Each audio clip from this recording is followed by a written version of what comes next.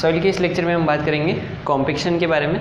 तो सबसे पहले कॉम्पेक्शन को बोलते हैं संघनन और कंसोलिडेशन को बोलते हैं दृढ़ीकरण। कॉम्पेक्शन को पढ़ने से पहले हमको कॉम्पेक्शन और कंसोलिडेशन के बीच में अंतर पता होना चाहिए क्या होता है। तो कॉम्पेक्शन का सिंपल सा मतलब तो ये है कि किसी भी सॉइल के ऊपर लोड लगाकर उसको कॉम्पैक्ट करना, उसको दबाना ताकि उसकी स्ट्रेंथ बढ़ जाए या फिर उसकी डेंसिटी बढ़ जाए। ठीक है, तो क्या किया जाता है कॉम्पेक्शन के अंदर कि सॉइल के ऊपर लोड लगाकर उसके अंदर जितनी भी एयर है उसको रिड्यूस किया जाता है और जीरो तक लाया जाता है। ठीक है, तो मतलब कि कॉम्पेक्शन के अंदर एयर वॉइड जितने भी होते हैं उसको ज़ीरो करने का प्रोसीजर कहलाता है compaction. Decrease in void ratio और porosity and increasing dry density of soil. Voids को कम करना और ड्राई डेंसिटी को इंक्रीज करने का प्रोसीजर। उसी जगह कंसोलिडेशन की बात करें तो कंसोलिडेशन क्या होता है, उसके अंदर एयर वॉइड्स के साथ साथ सॉइल के जो वाटर वॉइड्स है उनको भी रिड्यूस करने की कोशिश की जाती है। मतलब कि सॉइल के ऊपर इतना लोड लगाया जाता है कि उसके अंदर उपस्थित जो एयर है वो तो बाहर निकल ही जाएगी, उसके बाद उसके अंदर उपस्थित जितना भी पानी है वो भी बाहर निकलने लग जाए, वो प्रोसीजर कहलाता है कंसोलिडेशन। ठीक है, कंसोलिडेशन के अंदर क्या होता है, decreasing air and water voids to increase dry density without replacing water by air. ठीक है, इसका क्या मतलब है without replacing water by air का मतलब कि कहीं ऐसा नहीं हो कि हम सॉइल के अंदर से वाटर को तो बाहर निकाल रहे हैं लेकिन हम जब उसके ऊपर से वापस से लोड हटाएंगे तो वो जो जितना पानी बाहर निकला है उस जगह पर एयर आ जाए।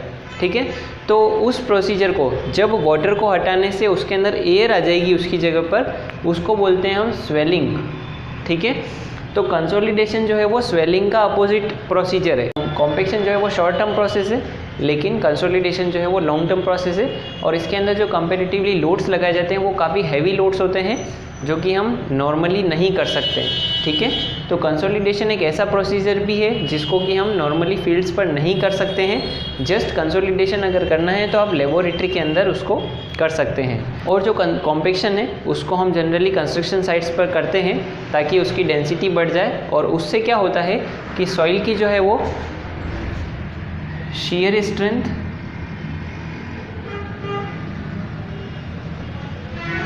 compressive strength, bearing capacity,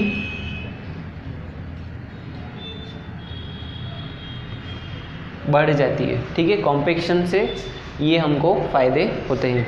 इसके बाद बात करते हैं, इसके अंदर हमारे पास एक टर्म आती है ऑप्टिमम मॉइस्चर कंटेंट। तो ऑप्टिमम मॉइस्चर कंटेंट क्या होता है कि हम जानते हैं कि सॉइल को उसकी डेंसिटी बढ़ाने के लिए उसके अंदर क्या होता है, पानी मिलाया जाता है। कोई भी एक ड्राई सॉइल है अगर उसको हम कॉम्पैक्ट करेंगे तो उसकी डेंसिटी इतनी नहीं बढ़ेगी, उसमें कुछ मात्रा में वाटर कंटेंट मिलाया जाता है, उससे क्या होता है उसकी डेंसिटी उसको कॉम्पैक्ट करने में मदद मिलती है। तो क्या किया जाता है कि मान लीजिए कोई भी एक सॉइल का सैंपल है, उसके अंदर हमने कॉम्पैक्शन करने के लिए थोड़ा सा वाटर कंटेंट मिलाया। ठीक है, यहाँ पर हमने ग्राफ बनाया हुआ है। तो मान लीजिए हमने इतना वाटर कंटेंट उसके अंदर मिलाया, इधर वाटर कंटेंट को शो किया है, तो उस वाटर कंटेंट पर सॉइल को कॉम्पैक्ट करने से हमको कितनी डेंसिटी मिलेगी, तो वो डेंसिटी मिल गई हमको इतनी। ठीक है, फिर क्या किया जाता है कि धीरे धीरे हम वाटर कंटेंट को बढ़ाते जाते हैं, थोड़ा और वाटर कंटेंट मिलाएंगे, फिर सॉइल को कॉम्पैक्ट करेंगे तो उससे हमको थोड़ी और ड्राई डेंसिटी मिलेगी, फिर और वाटर कंटेंट मिलाएंगे, फिर और कॉम्पैक्ट करेंगे तो फिर और ड्राई डेंसिटी मिलेगी। इस तरीके से जैसे जैसे हम अपन वाटर कंटेंट को बढ़ाते जाते हैं सॉइल की ड्राई डेंसिटी बढ़ती जाती है। लेकिन एक लिमिट के बाद सॉइल के अंदर ऐसी कंडीशन आती है कि अब अगर हम और वाटर कंटेंट को बढ़ाएंगे तो उसकी ड्राई डेंसिटी अब डिक्रीज़ होना शुरू हो जाएगी बढ़ने की बजाय। तो मतलब कि वह मैक्सिमम वाटर कंटेंट यहाँ पर हम देखें कि इस वाटर कंटेंट के बाद इस वाटर कंटेंट पर हमको कितनी ड्राई डेंसिटी मिल रही है, इतनी ड्राई डेंसिटी हमको मिल रही है। अब इस वाटर कंटेंट के बाद अगर हमने और वाटर कंटेंट बढ़ाया तो हमारी जो ड्राई डेंसिटी है वो डिक्रीज़ होना शुरू हो जाएगी। ठीक है, तो जो ऑप्टिमम मॉइस्चर कंटेंट होता है उसकी अब हम डेफिनेशन बोल सकते हैं कि वह मैक्सिमम वाटर कंटेंट वह मिनिमम वाटर कंटेंट जिस पे कि सॉइल की मैक्सिमम ड्राई डेंसिटी हमको मिलती है वो कहलाता है ऑप्टिमम मॉइस्चर कंटेंट। ठीक है, अनुकूलतम जलांश जिसको बोलते हैं। एक डेफिनेशन और आती है हमारे पास, ज़ीरो एयर वॉइड लाइन। तो ज़ीरो एयर वॉइड लाइन को ही हम सैचुरेशन लाइन भी बोलते हैं। क्या डेफिनेशन होती है इसकी? A line showing water content and dry density relationship for a compacted soil having a constant percentage of air voids. Hindi में इसको अगर लिखना चाहो तो ऐसी लाइन जो कि किसके मध्य रिलेशनशिप को शो करती है? वाटर कंटेंट और ड्राई डेंसिटी के मध्य, और किस टाइप की सॉइल के लिए व्यक्त करती है? तो ऐसी सॉइल जिसके अंदर constant percentage of air voids हो। और इसी को दूसरे शब्दों में भी हम बोल सकते हैं कि line showing dry density as a function of water content for a soil containing no air voids is called zero air void line. और इसको हम किस फंक्शन से डिनोट कर सकते हैं? क्या रिलेशनशिप होती है? तो हमारे पास एक फॉर्मूला होता है ड्राई डेंसिटी का, 1 माइनस Na जी रो W अपॉन 1 प्लस WG। और अगर हम ज़ीरो एयर वॉइड की बात कर रहे हैं तो Na को हम कर देंगे 0, तो उससे हमारा फॉर्मूला बन जाएगा रो D इक्वल टू ये पूरा 1 हो जाएगा, तो हमारे पास बचेगा जी रो W अपॉन 1 प्लस WG। ये होती है हमारी ज़ीरो एयर वॉइड लाइन की डेफिनेशन। अब हम बात करते हैं जो हमारी कॉम्पैक्शन में किसी भी सॉइल की मैक्सिमम ड्राई डेंसिटी को पता करने के लिए जो प्रैक्टिकल यूज़ किया जाता है वो कौन कौन से होते हैं। तो इसमें जो सबसे पहला मेथड आता है वो आता है standard Proctor test. Standard Proctor test के अंदर क्या होता है? एक इस टाइप का मोल्ड होता है सिलेंड्रिकल शेप का, जिसके नीचे जो है वो एक डिटेचेबल बेस प्लेट लगी हुई होती है और उसके ऊपर जो एक रिंग की शेप में कोलार लगा हुआ होता है। और उसी के साथ साथ सॉइल को कॉम्पैक्ट करने के लिए एक हैमर होता है जिसका कि फॉल जो होता है, मतलब कि हैमर को ऊपर उठाकर फ्री फॉल छोड़ा जाता है तो उसका फॉल जो होता है वो फिक्स होता है और हैमर का वजन भी फिक्स होता है। तो यहाँ पर हमने इससे रिलेटेड, एपरेटस से रिलेटेड कुछ डेटा लिखा है। तो अमेरिकन स्टैंडर्ड्स के हिसाब से ये डेटा होता है और इंडियन स्टैंडर्ड के हिसाब से हम ये वाला यूज़ करते हैं। तो यहाँ पर देखेंगे जो मोल्ड का डायमीटर होता है वो 10.15 सेंटीमीटर होता है, हाइट 11.7 सेंटीमीटर, कैपेसिटी होती है उसकी 0.945 लीटर जो कि होता है 945 सीसी क्यूबिक सेंटीमीटर। हैमर होता है 2.5 केजी का और उसका जो फॉल होता है, मतलब कि कितनी हाइट से उसको गिराया जाता है, वो होता है 30.48 सेंटीमीटर। और इंडियन स्टैंडर्ड के हिसाब से जो हम यूज़ करते हैं, डायमीटर होता है 10 सेंटीमीटर, हाइट होती है उसकी इंटरनल 10.73 सेंटीमीटर, कैपेसिटी होती है इसकी 1 लीटर की यानी कि 1000 सीसी। हैमर का वेट होता है 2.6 केजी का और जो फॉल होता है उसका 31 सेंटीमीटर का होता है। तो इस प्रैक्टिकल के अंदर क्या किया जाता है कि 4.75 mm से पास होने वाली फाइन ग्रेन्ड सॉइल को लिया जाता है, ठीक है, और उस सॉइल के अंदर कुछ अमाउंट में वाटर कंटेंट को ऐड किया जाता है, थोड़ा सा पानी मिलाया जाता है इनिशियली। अब कितना पानी मिलाया जाता है तो उसकी एक लिमिट है कि अगर कोर्स ग्रेन सॉइल है तो उसके अंदर 4% वाटर कंटेंट मिलाया जाएगा और अगर फाइन ग्रेन सॉइल है तो उसके अंदर 10% इनिशियल वाटर कंटेंट को मिलाया जाएगा।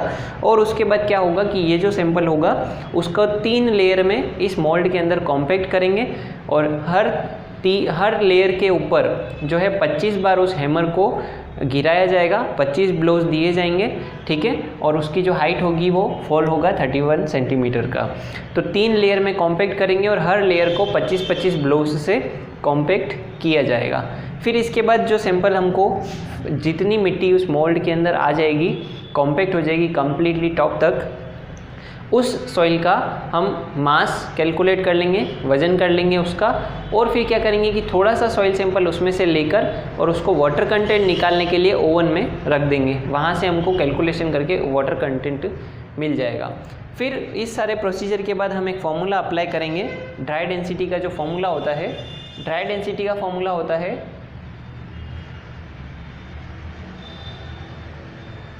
Bulk density divided by 1+W।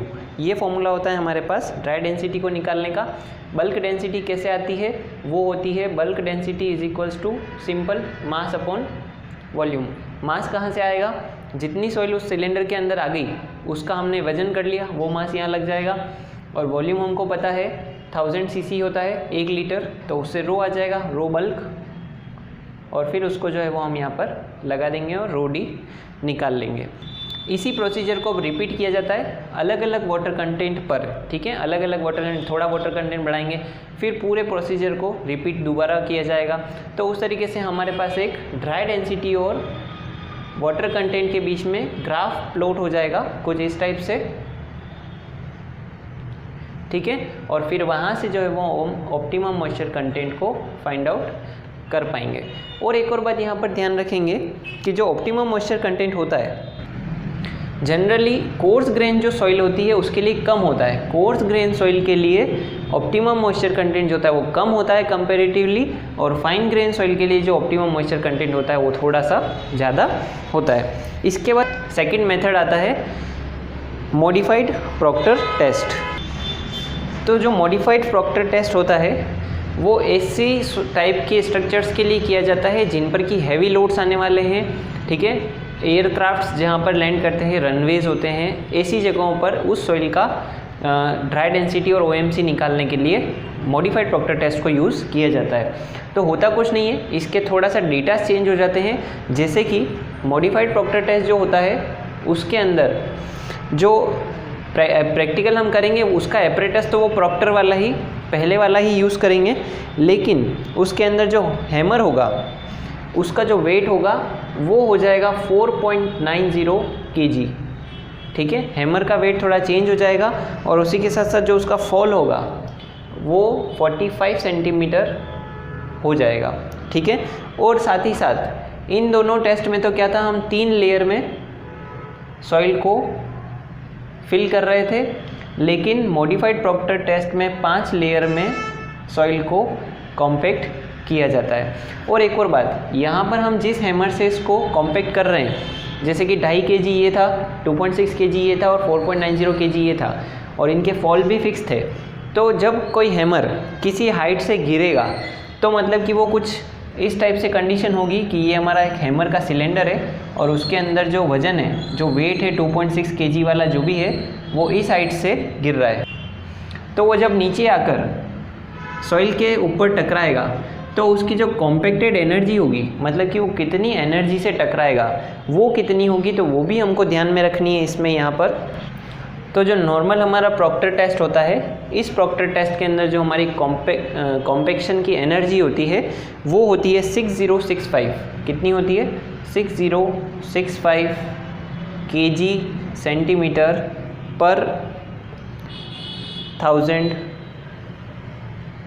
ml। ये होती है हमारी कॉम्पैक्टेड एनर्जी। इस एनर्जी से वो हैमर सॉइल के ऊपर आकर टकराता है। और जो मॉडिफाइड प्रॉक्टर टेस्ट होता है उसके अंदर जो कॉम्पैक्टेड एनर्जी होती है वो होती है 27260 kg सेंटीमीटर पर 1000 ml। कितना डिफरेंस है इसमें? लगभग ये 6000 है और ये 27000 है, ठीक है। इतना डिफरेंस होता है इनकी कॉम्पैक्टेड एनर्जी के अंदर। तो ये थे हमारे कुछ लेबोरेटरी मेथड दोनों। उसके बाद हम बात करते हैं फील्ड के जो कॉम्पैक्शन के मेथड होते हैं, फील्ड कॉम्पैक्शन कंट्रोल, सॉरी। तो फील्ड के अंदर हमने अभी बात की कि सॉइल के अंदर पानी ऐड किया जाता है उसकी डेंसिटी को बढ़ाने के लिए।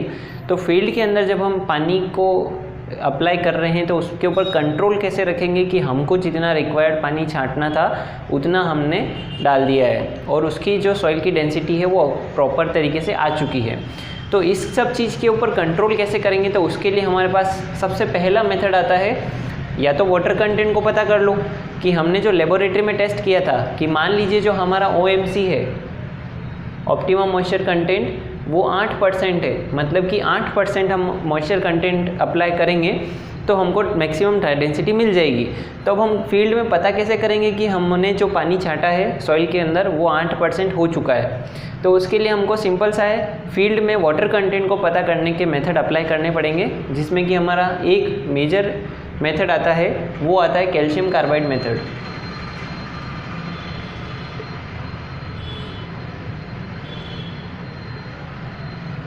या फिर रैपिड मॉइस्चर मीटर। इस मीटर को हमने पहले पढ़ा हुआ है, इससे हम वाटर कंटेंट पता कर लेंगे। फिर एक बार दूसरा मेथड और आता है, वो आता है प्रॉक्टर नीडल।